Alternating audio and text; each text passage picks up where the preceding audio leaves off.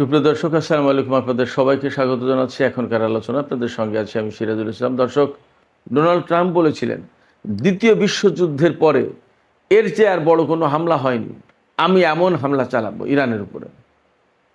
কিন্তু ওই দম ফুরালে ঠুস। এই যে কূটনৈতিক উদ্যোগের যে সমস্ত প্রক্রিয়া তৎপরতা চলছে, এতে সম্ভবত একেবারে পানি ঢেলে দিয়েছেন ইরানের বিশেষজ্ঞ পরিষদ। তারা বলেছেন যে মার্কিন সরকার কোনো রকমের চুক্তি মানে না, যে কোনো চুক্তি লঙ্ঘন করে, সেই মার্কিন সরকারের সাথে আর কোনো আলোচনা হবে না।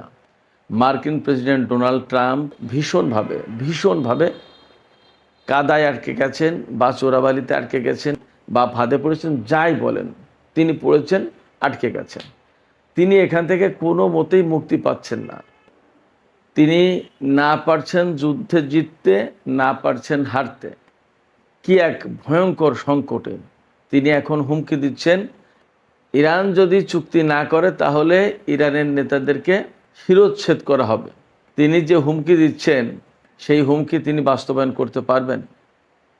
আজকেই গণমাধ্যমে খবর আছে তিনি বহুবার হুমকি দিয়েছেন এবং সেই সমস্ত হুমকি থেকে কিভাবে পিছিয়ে গেছেন।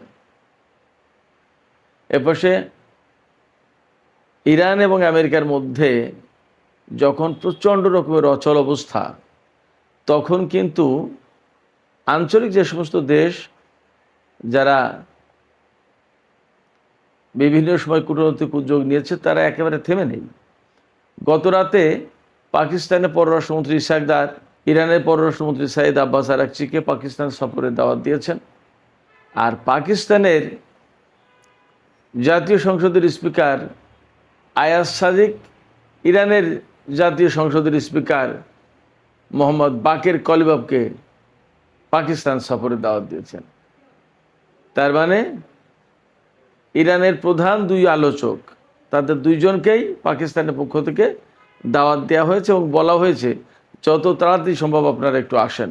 এই যে কূটনৈতিক উদ্যোগের যে সমস্ত প্রক্রিয়া তৎপরতা চলছে, এতে সম্ভবত একেবারে পানি ঢেলে দিয়েছেন ইরানের বিশেষজ্ঞ পরিষদ। তারা বলেছেন যে মার্কিন সরকার কোনো রকমের চুক্তি মানে না, যে কোনো চুক্তি লঙ্ঘন করে, সেই মার্কিন সরকারের সাথে আর কোনো আলোচনা হবে না। বিশেষজ্ঞ পরিষদ হচ্ছে ইরানের সর্বোচ্চ পরিষদ, যারা বিভিন্ন বিষয়ে নীতি নির্ধারণ করে থাকেন। এটা খুবই গুরুত্বপূর্ণ একটা পরিষদ এবং তারা এও বলেছেন ইরানের সমস্ত কর্মকর্তাকে সর্বোচ্চ নেতা সাইয়েদ মুজতবা খামেনির দিক নির্দেশনা মতো কাজ করতে হবে, এর বাইরে যাওয়ার কোনো সুযোগ নেই। তিনি যা বলবেন, যেভাবে দিক নির্দেশনা দেবেন, সেইভাবেই যেন সবাই কাজ করেন। তার মানে সম্ভবত আমেরিকার সাথে ইরান আর আলোচনায় বসছে না, যদি নীতিগত কোনো পরিবর্তন না আসে। এপাশে মার্কিন প্রেসিডেন্ট ডোনাল্ড ট্রাম্প নিজেই স্বীকার করেছেন তেলের সংকটের কারণে আমেরিকার বিভিন্ন তেল কোম্পানি বেশি দামে তেল বিক্রি করছে এবং তারা প্রচুর পরিমাণে লাভ করছে। এজন্য তিনি বিভিন্ন কোম্পানির উপরে ভীষণভাবে ক্ষিপ্ত হয়েছেন। তিনি কোনো কোনো কোম্পানির প্রধানকে গালমন্দ করেছেন। এপাশে সবচেয়ে মজার খবর হচ্ছে, খবরটি ছড়িয়ে পড়েছে সামাজিক মাধ্যমে, মেইন স্ট্রিম গণমাধ্যমে আসেনি। আমি জানি না আসলে কি হচ্ছে, বাট খবরটি এইরকম যে বাহরাইনে মার্কিন যে সামরিক ঘাঁটি আছে, তাতে নাকি বাহরাইনের জনগণ যারা এই যুদ্ধের বিপক্ষে, তারা সেই ঘাঁটিতে হামলা চালিয়েছে। এই খবরের সত্য মিথ্যা এখনও নিরপেক্ষভাবে যাচাই করা যায়নি, কিন্তু সামাজিক মাধ্যমে এই খবর ছড়িয়ে পড়েছে। বাট বাস্তবতা কি? বাস্তবতা কিন্তু এর চেয়ে আরও কয়েক ধাপ এগিয়ে সম্ভবত। এই বাস্তবতাটা কি, আমি আপনাদেরকে এটা নিয়ে বিস্তারিত আলোচনা করার চেষ্টা করব। দর্শক, আশা করি আজকের এই আলোচনা খুব গভীর তাৎপর্যপূর্ণ আলোচনা হবে এবং আপনারা শেষ পর্যন্ত সঙ্গে থাকবেন। নিশ্চয়ই আলোচনা ভালো লাগবে।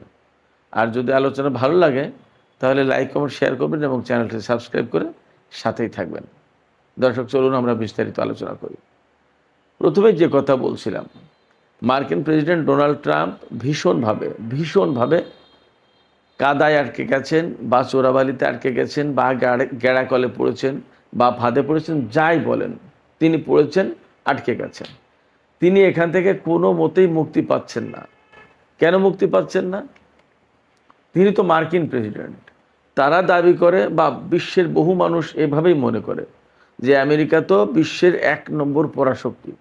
সেই পরাশক্তির প্রেসিডেন্ট যখন ইরানের মতো একটা নিষেধাজ্ঞা কবলিত দেশের বিরুদ্ধে যুদ্ধ করতে এসেছে এবং দফায় দফায় মার খাচ্ছে, তাদের বহু সেনার কফিন আমেরিকায় পৌঁছেছে, পেন্টাগনের শিকার মতে প্রায় 700 আহত হয়েছে, এবং মার্কিন ঘাঁটিগুলো যখন মধ্যপ্রাচ্যে প্রায় সব তছনছ হয়ে গেছে, সিআইএর ঘাঁটিগুলো, গোপন ঘাঁটি, যেগুলো কেউ জানে না, এটা দূতাবাস নাকি এটা সিআইএর ঘাঁটি, এটা কেউ জানে না, এইরকম জায়গায় একদম চিহ্নিত করে করে ইরান যখন হামলা চালাচ্ছে, তখন মার্কিন প্রেসিডেন্ট ডোনাল্ড ট্রাম্প মহাফাফরে পড়ে গেছেন, মহাফাদে পড়ে গেছেন।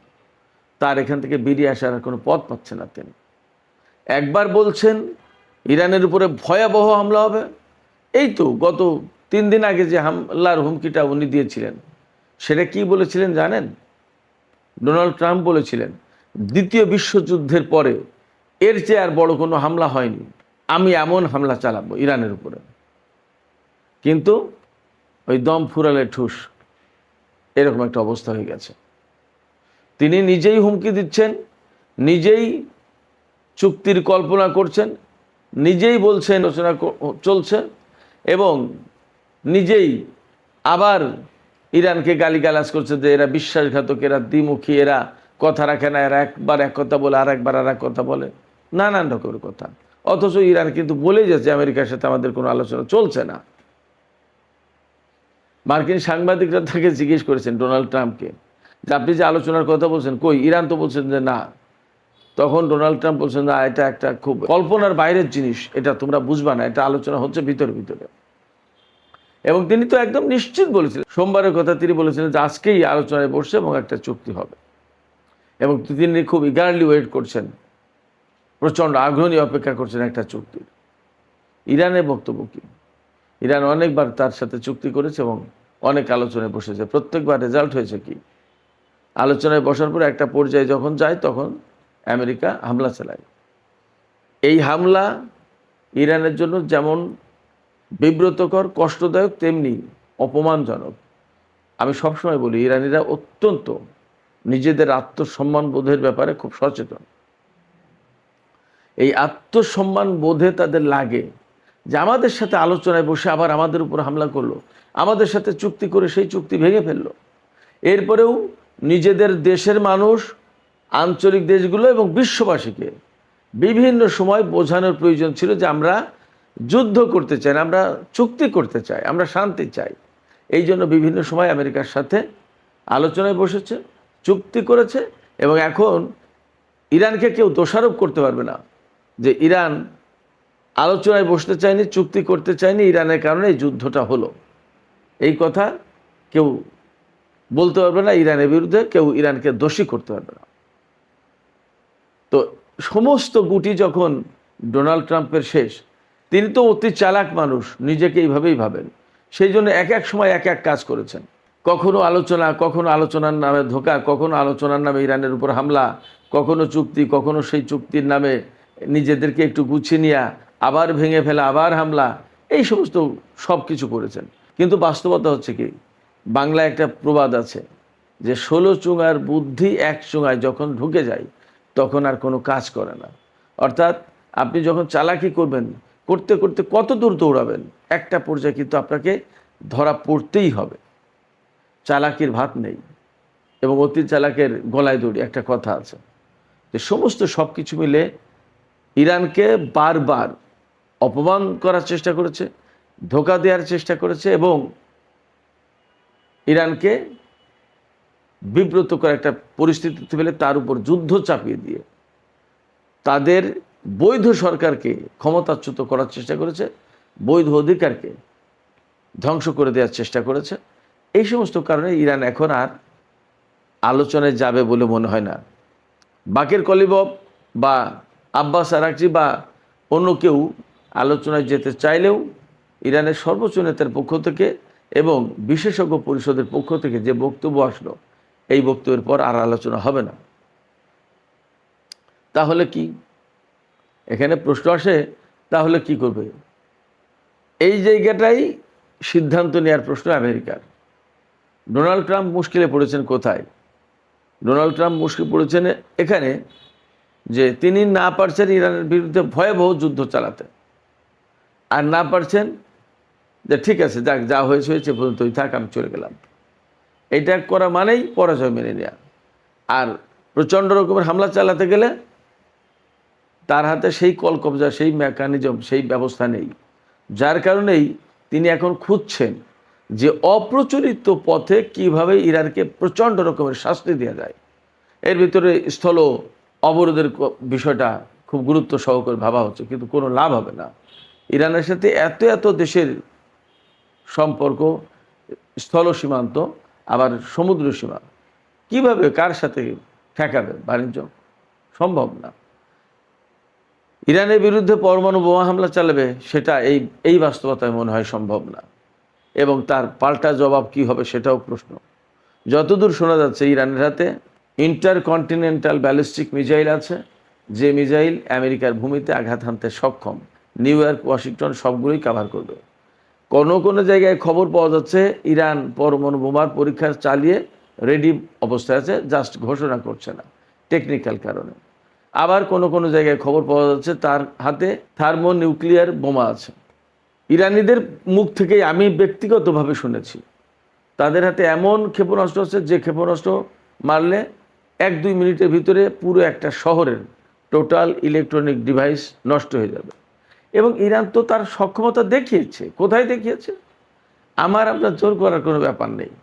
দেখিয়েছে কোথায়? এই মধ্যপ্রাচ্যেই। ইরাকের অনেক জায়গা থেকে মার্কিন সেনাদেরকে সরিয়ে নিতে হয়েছে, মার্কিন সিআইএর ঘাঁটি সরিয়ে নিতে হয়েছে।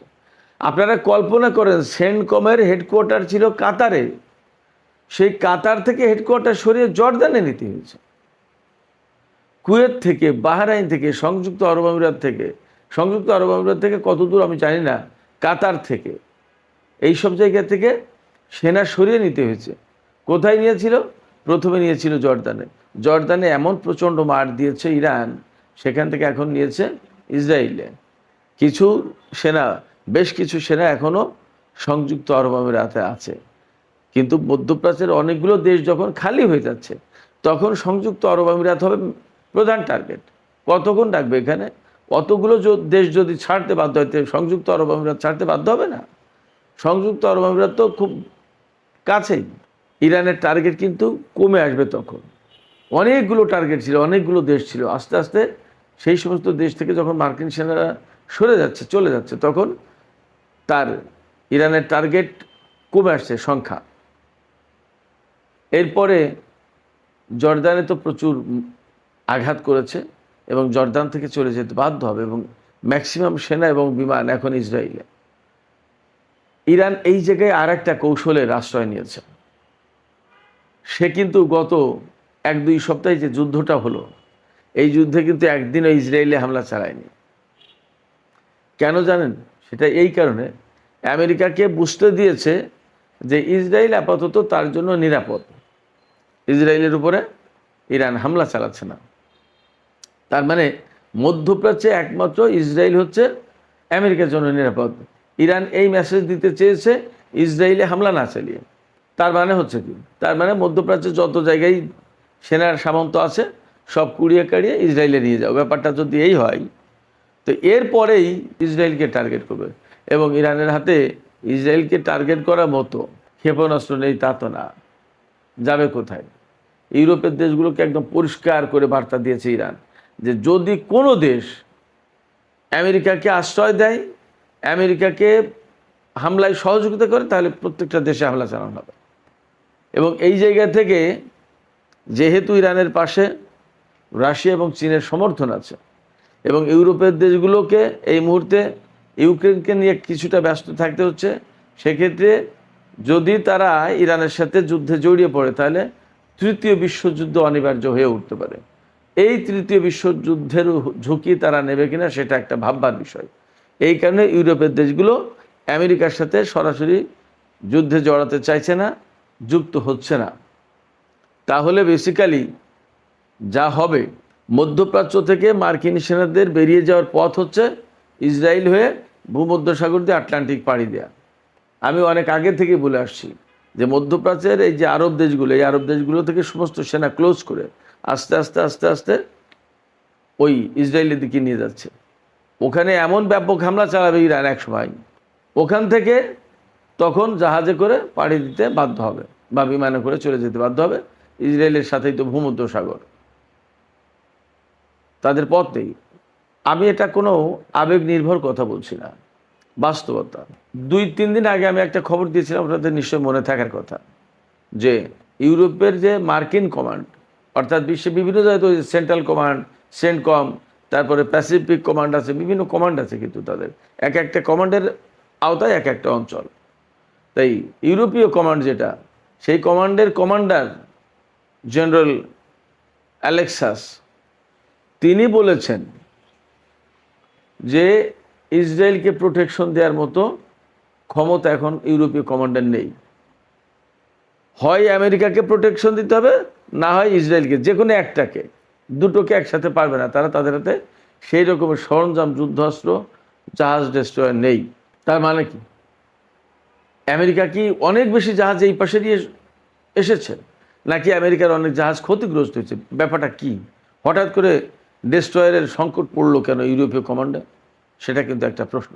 এই যে ইউরোপীয় কমান্ডের পক্ষ থেকে যে বক্তব্য যে একসাথে ইসরায়েল এবং আমেরিকাকে প্রোটেকশন দেওয়ার মতো ক্ষমতা তাদের এই মুহূর্তে নেই, যে কোনো একটাকে দিতে পারবে, it's a very big message. এটা অনেক বড় বার্তা। আমেরিকার সক্ষমতা কোথায় যাচ্ছে খেয়াল করুন। এবং আমেরিকা যে ইরানকে হারাতে পারছে না এটা তো পরিষ্কার, বরং মধ্যপ্রাচ্যের বহু সংখ্যক ঘাঁটি তছনছ করে দিয়েছে। বহু সংখ্যক ঘাঁটি থেকে তাদের সেনা সরিয়ে নিতে হচ্ছে। এখন তারা বারবার হুমকি দিয়ে সেই হুমকি নিজেরাই পিছাতে বাধ্য হচ্ছে যে এই হুমকি বাস্তবায়ন করা যাবে না, কারণ তার রিয়াকশানটা হবে ভয়াবহ। আগে যেখানে অনেকগুলো দেশে মার্কিন সেনা ছড়িয়ে ছিটিয়ে ছিল, এখন মূলত মার্কিন সেনার অবস্থান ইসরায়েলে। তাহলে ইসরায়েল ছোট একটা জায়গা, সেই ইসরায়েলকে টার্গেট করে হামলা চালানো ইরানের পক্ষে তো কঠিন কোনো কাজ না। এই অবস্থায় ইরানের যে ঝানু ঝানু রাজনীতিবিদ, যারা কৌশলবিদ, তারা খুব ভালোভাবে বুঝাচ্ছে, যার কারণে এখন ইরানের বিশেষজ্ঞ পরিষদের যারা সদস্য, তারা তো খুব ঝানু ব্যক্তিত্ব। অনেককে আপনারা হয়তো জুব্বা পাগড়ি দেখবেন, কিন্তু তারা ওই সাধারণ কোনো মাদ্রাসায় লেখাপড়া করা মানুষ আর ধর্মকর্ম নিয়ে শুধু ব্যস্ত থাকে, নট দ্যাট। তারা বিশ্ব রাজনীতি খুব ভালো করে বোঝেন। শুধু তাই না, সমরনীতি, কোন অস্ত্রের কেমন ব্যবহার, এই সমস্ত সব কিছু দারুণ অভিজ্ঞতা না। এগুলো নিয়ে তাদের ট্রেনিং নিতে হয়, প্রশিক্ষণ নিতে হয়। দেশ চালাতে গেলে আন্দাজে করলে তো হবে না, অনেক কিছু খবর রাখতে হয়। তো এই বিশেষজ্ঞ পরিষদে শুধু আলেম না, রাজনীতিবিদ, সেনা কমান্ডার সাবেক, তারপরে কূটনীতিবিদ, বিজ্ঞানী, অর্থাৎ প্রত্যেকটা সেকশনের বিশেষজ্ঞ পর্যায়ের লোকজন নিয়ে এই বিশেষজ্ঞ পরিষদ। এই বিশেষজ্ঞ পরিষদ পরিষ্কার করে বলে দিয়েছেন যে আমেরিকার সাথে আর কোনো আলোচনা নেই। সর্বোচ্চ নেতা যেভাবে দিক নির্দেশনা দেন সেইভাবে চলেন। সর্বোচ্চ নেতার পক্ষ থেকে এই আপাতত দিক নির্দেশনা সম্ভবত এটাই যে আমেরিকা যেহেতু চুক্তি রাখে না, লঙ্ঘন করে, তারা যুদ্ধবিরতির কথা বলে তারা নিজেরাই যুদ্ধ শুরু করে, অতএব তাদের সাথে আর চুক্তি করে আলোচনা করে লাভ নেই, বরং প্রতিরোধ করো যাতে তারা মধ্যপ্রাচ্য থেকে চলে যেতে বাধ্য হয়। এবং মধ্যপ্রাচ্য থেকে যদি আমেরিকা চলে যেতে বাধ্য হয়, তাহলে ইরানের চূড়ান্তভাবে চাওয়া পাওয়াটাই তো পূরণ হলো। ইরান বহু বছর থেকে বলে আসছে যে মধ্যপ্রাচ্যে আমেরিকার উপস্থিতির কারণেই যত জটিলতা তৈরি হয়েছে, নিরাপত্তাহীনতা তৈরি হয়েছে, এবং যত গোলমাল, গোলযোগ, সংকট, সমস্ত সব কিছু মার্কিন উপস্থিতির কারণে। তো আমেরিকার সেনারা যদি চলে যায়, তাহলে কিন্তু ইরান যে কথা বলে আসছিল, যে প্রত্যাশা করে আসছিল, সেই প্রত্যাশাই পূরণ হয়, অর্থাৎ মার্কিন মুক্ত মধ্যপ্রাচ্য। ব্যাপারটা যদি তাই হয়, তাহলে হয়তো ইরান এখন পুরোপুরি প্রতিরোধের পথ বেছে নেবে। হয়তো আমেরিকা যেমন চালাকি করেছে ইরানের সাথে বারবার আলোচনার নামে, যুদ্ধবিরতির নামে বিভিন্ন সময় ক্ষেপণ করেছে এবং তারা নিজেরা গুছিয়ে নিয়েছে, আবার যুদ্ধবিরতি বা আলোচনা ভেঙে দিয়ে যুদ্ধ করেছে। ইরানও হয়তো এখন সৌদি আরব, কাতার, সংযুক্ত আরব আমিরাত, তুরস্ক, পাকিস্তান এদেরকে লাগিয়ে রেখেছে। এক এক সময় এক এক রকমের কথা বলছে। আচ্ছা ঠিক আছে, দেখি এ ব্যাপারে কীভাবে কী করা যায়, আমরা একটু বোঝাপড়া করে নিই, আমরা একটু পরামর্শ করি। এ পাশে ডোনাল্ড ট্রাম্পকে হয়তো পাকিস্তান বলল যে হ্যাঁ ইরান বোঝাপড়া করে নিয়ে আমাদের সাথে কথা বলবে বলেছে। হয়তো ডোনাল্ড ট্রাম্প আশা করছে যে একটা ভালো কিছু হতে যাচ্ছে। এবং এই যে তেলের সংকট, আমেরিকায় প্রচণ্ড রকমের তেলের সংকট পড়েছে এবং আরও বেশ কিছুদিন আগে কিন্তু বলেছিলেন যে এই মুহূর্তে যুদ্ধ বন্ধ না করলে আমেরিকা তেলের ভয়াবহ সংকটে পড়তো, তার হাতে 1 মাসের তেল আছে। তাহলে আবার যুদ্ধ করেছে, আবার তো যুদ্ধ, এখন তেল বন্ধ, হরমুজ প্রণালী এবং লোহিত সাগর দুটোই, সংকটটা আরও বেড়েছে। এবং ডোনাল্ড ট্রাম্প নিজেই বলছেন যে মার্কিন কোম্পানিগুলো এখন সুযোগ নিয়ে বেশি বেশি লাভ করছে।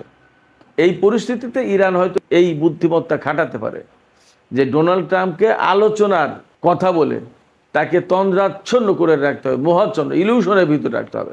শুধু তার মাথায় থাকুক যে আলোচনা একটা হচ্ছে, বাট এর ভিতর দিয়ে সময় ক্ষেপণ হবে, হরমুজ প্রণালী আটকে থাকবে, লোহিত সাগর আটকে থাকবে, বাব আল মানদেব প্রণালী আটকে থাকবে, ভয়াবহ রকমের তেলের সংকট হবে। তখন তারা সারেন্ডার করতে বাধ্য হবে। যুদ্ধ কোথায় করবে? যুদ্ধ করে কি হরমুজ প্রণালী, বাব আল মানদেব প্রণালী খোলা যাবে? যাবে না। যুদ্ধ করে ইরানের বিরুদ্ধে আমেরিকা আর জিততে পারবে? সেই পরিস্থিতি নেই। তাহলে অনেক আগেই পারত। তাহলে কি হবে? তাহলে অনিবার্যভাবে ডোনাল্ড ট্রাম্পের ভাগ্যে পরাজয় লিখিত হয়ে যাবে। পরিস্থিতিটা এই রকম, এটা ব্যাখ্যা বিশ্লেষণ করার সুযোগ আছে এইভাবে। খোদ মার্কিন CNN টেলিভিশনের ওয়েবসাইটে আজকে যে খবর দেওয়া আছে সেখানে বলা হচ্ছে মার্কিন প্রেসিডেন্ট ডোনাল্ড ট্রাম্প কি করবেন। তার সামনে পথ 3টা: প্রচণ্ড যুদ্ধ, চুপ করে সরে আসা, না হয় দীর্ঘমেয়াদে যুদ্ধ করা। এর কোনোটাই ডোনাল্ড ট্রাম্পের জন্য এখন সম্ভব না। তাহলে কি করবেন? সেই জায়গা থেকে তিনি হয় চুপ করে সরে যেতে বাধ্য হবেন, অথবা প্রচণ্ড হামলা করতে এসে ব্যাপকভাবে মার খাবে মার্কিন সেনারা এবং তারা চলে যেতে বাধ্য হবে। অর্থাৎ সমস্ত ক্যালকুলেশন করে ফাইনাল যেখানে আসা যায় সেটা হচ্ছে যে তাদের জন্য পরাজয় অনিবার্য হয়ে আছে, সেটা আজ হোক আর কাল হোক। এদিকে পাকিস্তানের পররাষ্ট্রমন্ত্রী এবং পাকিস্তানের স্পিকার, তারা দুইজন ইরানের পররাষ্ট্রমন্ত্রী এবং ইরানের স্পিকারকে একটু জরুরি সলা পরামর্শ করার জন্য পাকিস্তানে আসার দাওয়াত দিয়েছেন। কিন্তু ইরানের এই 2 কর্মকর্তা কবে আসবে তা পরিষ্কার না। তার মানে ডোনাল্ড ট্রাম্প ইরানের বিরুদ্ধে হামলা বন্ধ করার 36 ঘন্টা পরে পাকিস্তানের পক্ষ থেকে দাওয়াত দেওয়া হচ্ছে ইরানের 2 জনকে। আর ইরানের 2 জন এখনও তাতে রেজাল্ট দেননি যে হ্যাঁ আমরা অমুক দিন অমুক সময় আসবো। অবশ্যই কাতার টুকটাক আলোচনা চালাচ্ছে, সৌদি আরব চালাচ্ছে, সংযুক্ত আরব আমিরাত চালাচ্ছে, তুরস্ক চালাচ্ছে, বিভিন্ন জন আলোচনার আবহের ভিতরে কিন্তু ডোনাল্ড ট্রাম্প আছেন। কিন্তু ইরান আসল কথা বলছে না। এইভাবেই ঘুরাতে এক সময় ডোনাল্ড ট্রাম্প নাজেহাল হয়ে, ক্লান্ত হয়ে হয় ইরানের বিরুদ্ধে চরম আঘাত আনবে, আর না হয় যুদ্ধ থেকে তাকে সরে পড়তেই হবে। চরম আঘাত আনলে, আমি একটু আগেই বলেছি, ইরান তার জবাব দেবে এবং সেইভাবে তার প্রস্তুতি আছে। আর আস্তে করে সরে পড়লে সেটা তো ভিন্ন কথা। তো সুপ্রিয় দর্শক, এখনকার আলোচনা এখানে শেষ করতে চাইছি। আলোচনা শেষের আগে আমি আপনাদের কাছে জানতে চাই আপনাদের মতামত। আসলে ডোনাল্ড ট্রাম্প, তার সামনে পথ 3টা: দীর্ঘমেয়াদী যুদ্ধ একদম বাদ দিয়ে চলে যাওয়া, অথবা ভয়াবহ হামলা চালানো ইরানের উপরে। এই 3টা পথ, এই 3টা পথের কোন পথটা ডোনাল্ড ট্রাম্প বেছে নিতে পারেন বলে আপনাদের মনে হয়? আপনাদের মতামত জানিয়ে কমেন্টে লিখুন। আর ভিডিও ভালো লাগলে লাইক, কমেন্ট, শেয়ার করুন এবং চ্যানেলটি সাবস্ক্রাইব করে সাথেই থাকুন। দর্শক, আলোচনা শেষ করছি। আপনারা সবাই অনেক অনেক ভালো থাকুন। আল্লাহ হাফেজ।